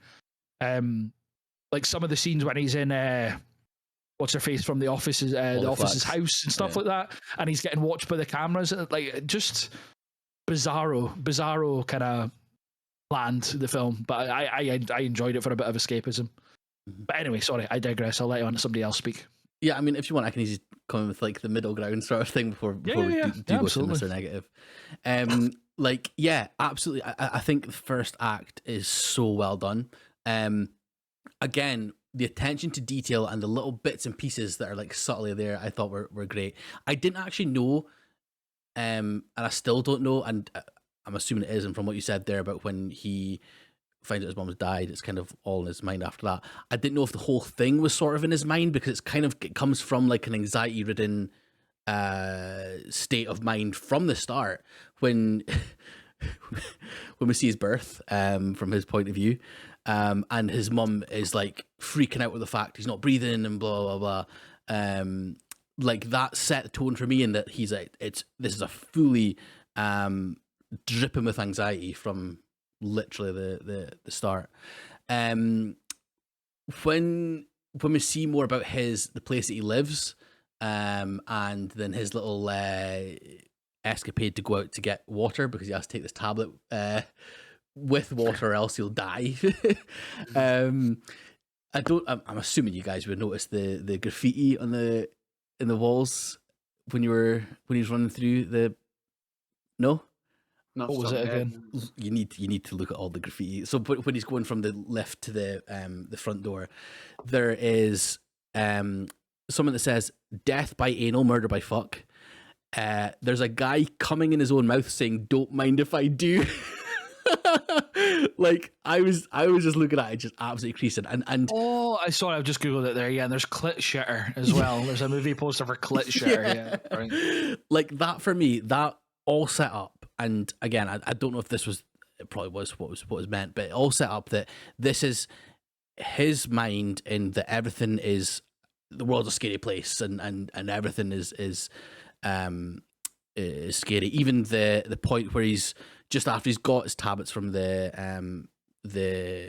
guy from therapy, and he's walking through, and there's people holding AK-47s, and there's a heap of random stuff that's happening that obviously is not good and not nice and scary, and he's just kind of sort of living around it, sort of thing. I thought the whole first act was just so incredibly well done. From what it hinted at, from what it showed us.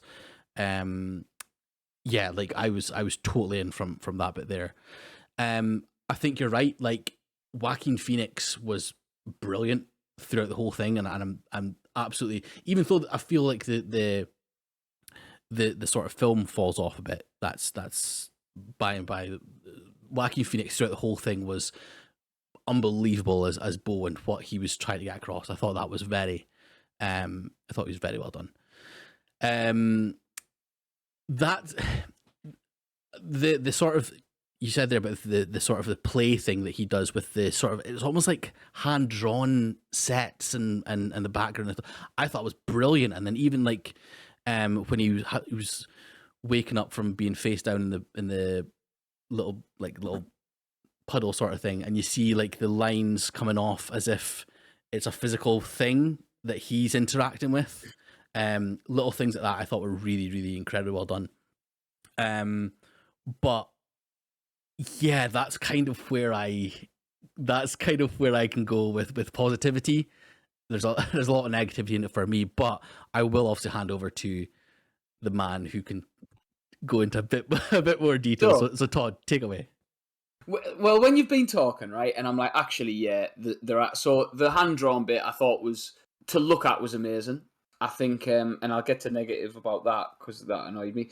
I thought in the first act, I thought Joaquin Phoenix was brilliant, but then I wrote, and maybe I got sick. I wrote down same bemused bullshit over and over. Like there was no change, and that I really struggled with Joaquin. Anyway, positives. Haley Squires, who was in I, Daniel Blake, so she played the pregnant girl in the theatre troupe who we met. Like for me, it's class when you see people who you recognise from other things, like and are going up in the world in terms of the credits, and it was nice to see her doing well, and she does a good job, I think. And I thought Amy Ryan and Nathan Lane together as that couple were brilliant. Yeah. They were fantastic because it was like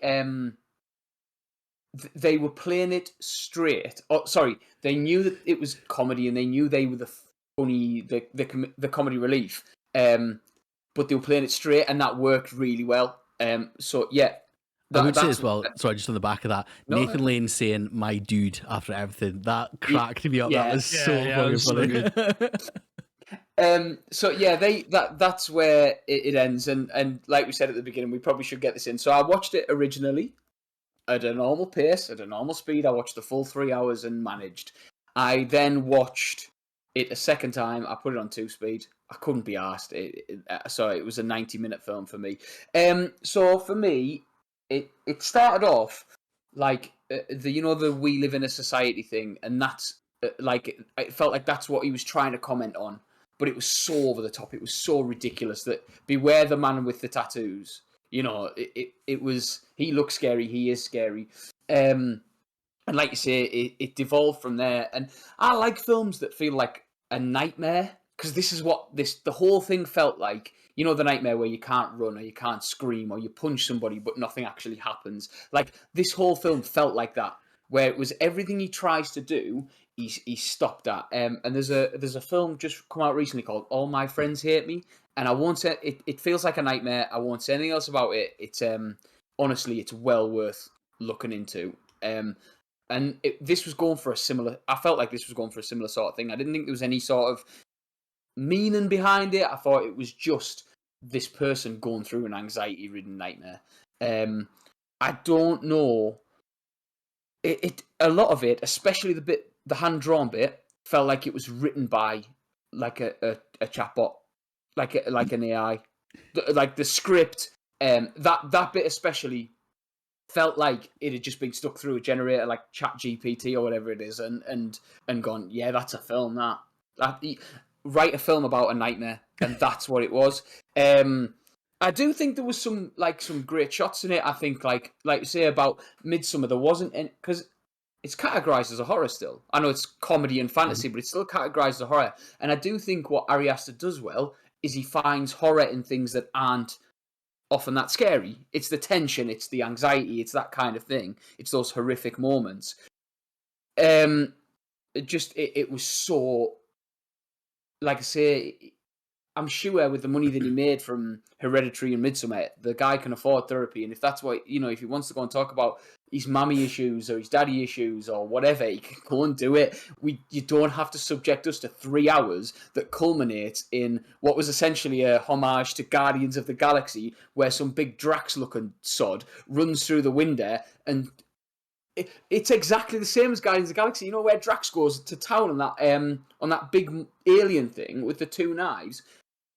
It does the same thing against the cock monster, which feels so strange saying. And I can't believe I'm sat here talking about the cock monster in the attic. I also wrote down, and this is the last thing I was saying, and then we'll carry on. I'll hand over. Is when they get to the theatre troupe, there's somebody walks past singing, "I have no parents left. That's why I'm so bereft." Like. What?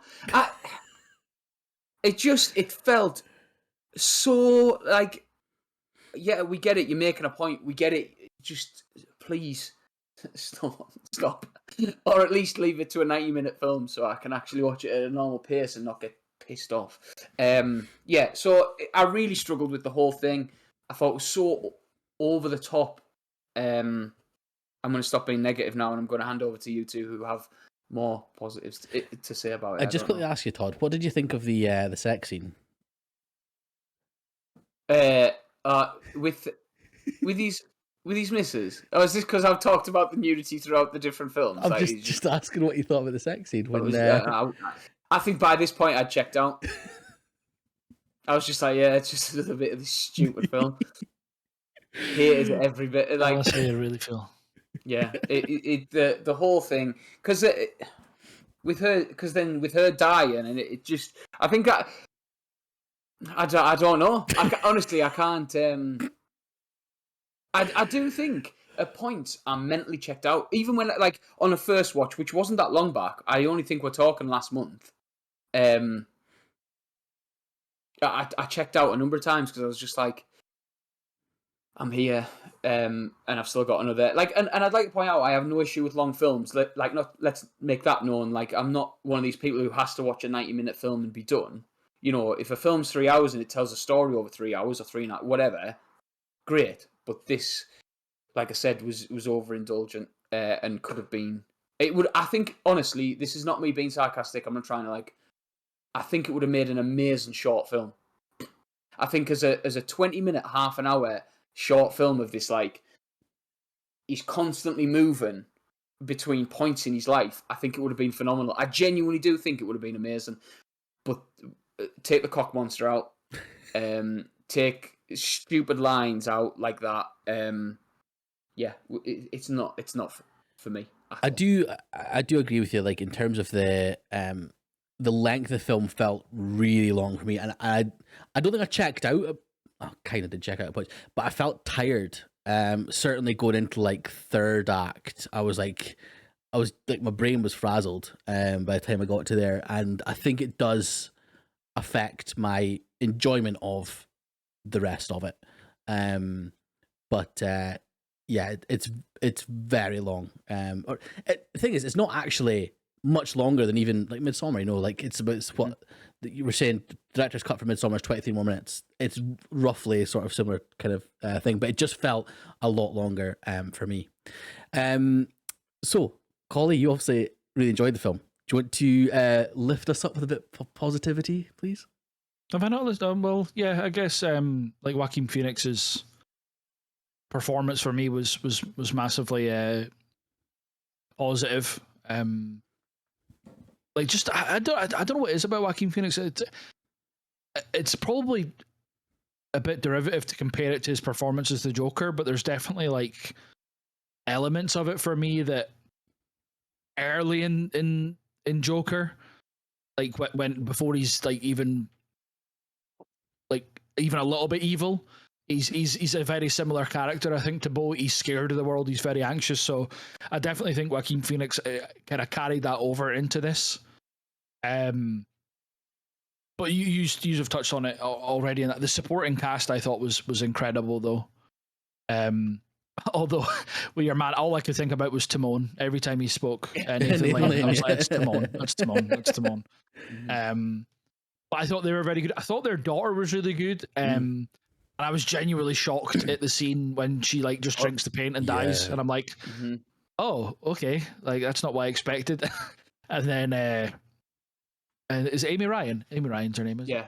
Yeah, and she's got him like pinned up against the wall, like, what have you done to my daughter and stuff, and she's got the paint on her mouth because she's obviously giving mouth to mouth to the daughter to try and save her. That it just, I don't know, man. Like it definitely, just to go on a quick negative, it definitely feels too bloated though. I'm not going to say that it doesn't feel overly bloated. It could have been a 2-hour film, like easily.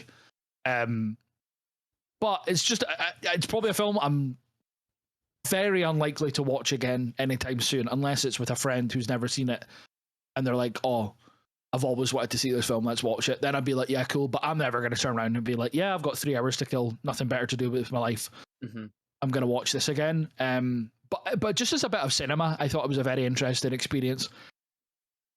And kind of just over like arching thought on it, very similar to the other two films that we've discussed. Good, with a lot of good aspects and to it, but not great. Like, there's definitely films that are kind of in this realm. Again, I've said them about a million times now, but Kevin Smith's films, I think they're more suited to the bizarro nature of it, whereas if Ari Aster maybe goes back to a bit more back to type next film round, where it's an unsettling horror, that's his wheelhouse. I do respect him for going out of the box a little bit here in terms of what we've seen from him before. I enjoyed like the script writing was bizarre. I do absolutely agree with Todd to an extent that like the script writing at times was like ChatGPT kind of outputs at times, but I don't know. It's obviously really hard to guess what like a director is thinking about, but I think it's like deliberately weird. Like there's not normal like sentence structures and stuff, and it feels a bit disjointed because it's a disjointed film, or it's supposed to be coming from the mind of a disjointed person. So yeah, like I don't know, like again, I've said it a couple of times. I fully understand the negative aspects of it, and I agree with them even. But for me, I'm kind of like, not always in my life, but with this film, I'm more glass half full than glass half empty about it. I'm like, there was more that I enjoyed than I didn't enjoy. And I would recommend this to people that want to just see a bit of a weird film, and Joaquin Phoenix is great in it. Like that's if you do have, well, even if you watch on 2 times, but if you've got an evening to spare and you're wanting to watch, and I know we've been, I'd probably skew maybe like 55-45 to the negative on Ari Aster overall for me anyway. There's more negatives than positives, but I still think he's a very exciting director, and I think there's more that he's going to come out with. I guess this is kind of like closing thoughts on Ari Aster in general, so maybe skipping ahead a little bit, but based on his first 3 films and Beau Is Afraid especially, I would say I'm interested to see where he goes next, because it's kind of like when we talked about Damien Chazelle, it's like music based, Neil Armstrong biopic, and then like Hollywood based or like music based again. So it's such a diversion, and I feel Beau Is Afraid's such a diversion for him. There's not too many like horror elements to it apart from Cock Monster. But I burst out laughing at that. I burst out, like I didn't know, I'd not seen anywhere like on any reviews or anything about it. Yeah. So when they released, and then you realize that it's because when you see, I don't know if it's supposed to be his twin or if it's him or what, but there's the other version of him in the attic. I'm like, what's going on here? And then it just goes woof, and there's a big dick, and I'm like, what the fuck is going on? And that's when it kind of, the first time I watched it, I was like, burst out laughing, like this film's nuts. This film is just bizarre, literally nuts. And then when the second and third time round, when my mate had been like, try and maybe see from a more comedic sense, I was just like, this guy just doesn't give a fuck, Ari Aster, about what he's wanting to do in that.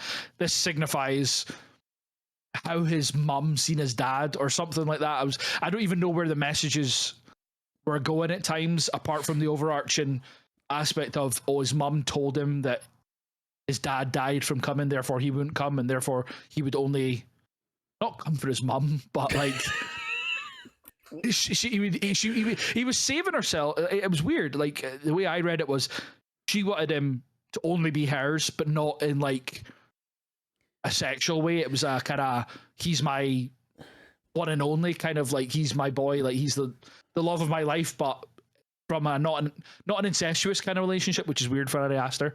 But it was such like a what's the it's not matriarchy, it's kind of kind of aspect. I can't remember the word.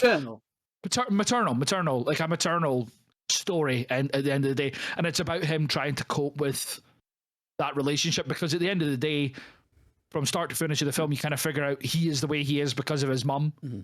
And that's why there's the flashbacks to the cruise ship and all that kind of stuff with the lassie who ends up killing, or not killing, but inadvertently killing when they're having sex. Like, so there's that kind of stuff, and like they saved themselves for each other because of like what his mum said. I don't know. It's just like you could hit some of those shrooms that like Florence Pugh and that had in Midsommar and have a great time with this film, because Ari Aster certainly did right in it anyway. I would say as well, like on the relationship with him and his mum, like in the cruise ship, it is funny because it kind of almost flirts with the incestuous side of it, like the way that she does talk to him on the cruise ship. Like it's really like sultry, and they're like sharing the same bed, and she's like, the way she's like looking at him and stuff. I'm like, it felt really uncomfortable. But yeah, God. Yeah, no, it's a, like I say, it's a hard one, and I don't want to just, like Collie said, I don't think just because I've slated it and didn't enjoy it, I would still say to people, go and watch it. Because I do think it's one of those things that you're going to have a viewpoint on anyway. It's maybe it is like him trying to, provoke some sort of like reaction out of people. Maybe that's the case. And me saying it's like a nightmare and then whinging about the dialogue and how it's written. Like, nightmares don't have natural dialogue. Do you know what I mean? That's not how your head processes things. Yeah, so I wouldn't say don't see it. I would just say be wary that I don't know who's listened to this and who hasn't seen it, but if you're going into it, just go in with an open mind as possible. And maybe if I had watched it as a comedy rather than trying to take it as like some serious film or like as a mixed horror type thing. If you ever do, which I don't believe you will, but if you ever do rewatch it, try and maybe think about it as, not that you were taking it too serious, I'm not meaning that, but just from that kind of more of a funny kind of aspect rather than like a serious film, if that makes sense. Like a drama, yeah, exactly like that. Yeah, exactly. It is interesting that you say that, because like I definitely, when I first knew about this film, it was from the trailer that was first released, and I thought it looked really interesting. But when I went into it, I was like trying to think about the meaning behind things, because I feel like I was trying to almost get into mindset. But I think you're right. I think if you look at it on a surface level, then it's potentially a different experience. But yeah, I think I'm the same as Todd. I don't know if I'll ever rewatch it, to be honest. But it's interesting to think about that, and again, as you say, for anyone who hasn't watched it and who's maybe listening to us and is thinking, "Oh, I'll go give it a watch," think of it on a kind of surface level and take it from there, sort of thing. Okay, is there anything else we want to talk about with Beau Is Afraid, or are we all kind of? No, I'm done. I think I'm just rambling at this point. Yeah. Okay. Fair enough. Okay. So, let's have. We've kind of touched on it, obviously, like through our discussion and stuff, but let's just go on sort of like final thoughts on Ari Aster. I know, Collie, you were saying there about how it's interesting, and he's quite exciting for lots of different sort of ways and stuff as well. And I'm in the same boat as well. I think, although I didn't like the films overall, I think there's enough in there for me to be like, well, obviously, Midsommar, I don't know if you guys noticed, but I really enjoyed that. There's a lot of stuff in the other two as well, which keeps me interested to see what he's going to do next. Yeah, I'm not your dancing monkey. So I think it is going to be interesting to see where he kind of goes next. In the same way as you say with Damien Chazelle, is it going to be? I was going to say it's going to be something that he's going to do direct from another writer, but probably not. I think he's going to be one of those that maybe just sticks with his own sort of things that he writes and directs and is from his mind. I don't know if he would be able to write for someone else and they'd be able to take his vision from page to screen. Because it's such a unique vision, I suppose. But yeah, it'd be interesting to see kind of what he does going forward. Todd, final thoughts on Ari Aster? Yeah, I mean, I don't think I'd go to the cinema again to see him. I think it's one of those films I'd wait for it to come out on streaming. Because I agree. I think he is interesting, and I think when I say he's got potential, and he's one of the biggest filmmakers in the world at the minute. But in terms of my enjoyment, in terms of what I take from his films, there's potential there that something could really hit well for me. That's how I see it. Yeah, and I do think he's got a real skill. I do think he can make a film. There's no denying it. It's not. I'm not sat here going, he's shit. It's there's elements of the films that I think are shit. But like I say, Midsommar, I could happily, if somebody said to me, we're going to stick Midsommar on, I'd sit and watch it. There's no argument about that. But yeah, I think he's an interesting guy, and I think he's got a lot of sort of ideas that translate well. I just had a quick Google. His next project is apparently a Western. Oh. So it says first details revealed, but it's going to be a Western. So, one to keep an eye on. But yeah, so Collie, there's more that I disliked than I enjoyed, but yeah, I'm not going to say that he's a bad filmmaker by any stretch of the imagination. Collie, I know you've kind of touched on your final thoughts, but anything else you want to add? We can wrap up. Yeah, echoing both of you. Definitely excited to see what he does next, especially if it's a Western. It's one of my favorite genres, so definitely keen to see what he does with that and what strange take you'll have on that, for better or for worse. Overall, good but not great is kind of the line that I've been saying throughout it. I would recommend anyone that's into either horror or even just films in general. He's definitely a director that I would watch all of his films and see what you think of them, because they're the highs are really high in them and the lows are rather low for them. In terms of the directors that we've talked about so far, that's there's more of a disparity between the good and the bad, whereas for example Eggers that we did, the highs were there and stuff like that, and the lows were there, but it was probably a bit more closer together. Whereas Aster, when it's good, it's really good. When it's bad, it's really bad. It kind of loses us. Well, it's lost us three at various points of all of his films. Maybe not Midsommar for you, I say, but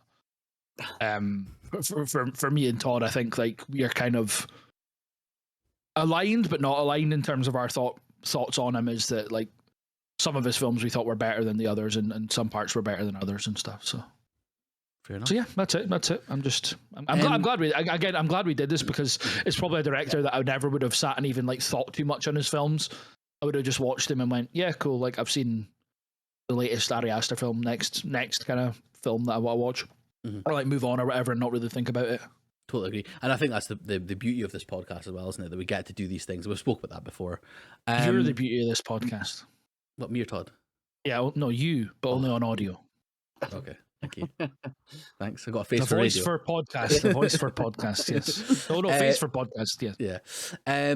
Just quickly, in terms of ranking the three films, what would you guys go for? 1, 2, 3 for Ari Aster.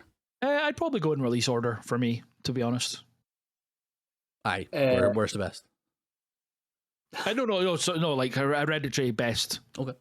Beau's still probably the worst of the three. The only thing about Midsommar that I would maybe compete with for Beau Is Me is the character's stupidity just completely took me out of the film. I know we've talked about him. I won't talk about it too much more or anything, but that I'm willing to stretch believability and credibility of characters to an extent, but for me, it was just too much in that film. Beau Is Afraid's different because it's supposed to be. Is it real? Is it not real? Whereas, as far as I know, Midsommar is set like in the real world. It's not.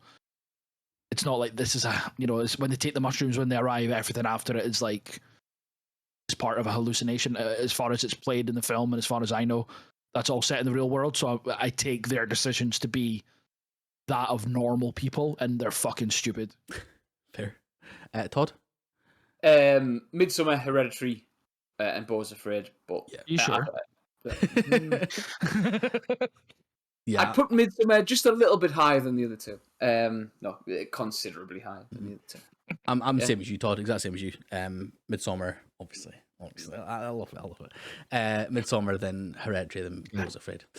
Okay, doke. Well, that was Ari Aster. So thank you for obviously listening along. The next episode that we're going to be doing is on the one, the only Jordan Peele. So Get Out, Us, and Nope. Excited for that, guys? Yeah, very much so. Absolutely.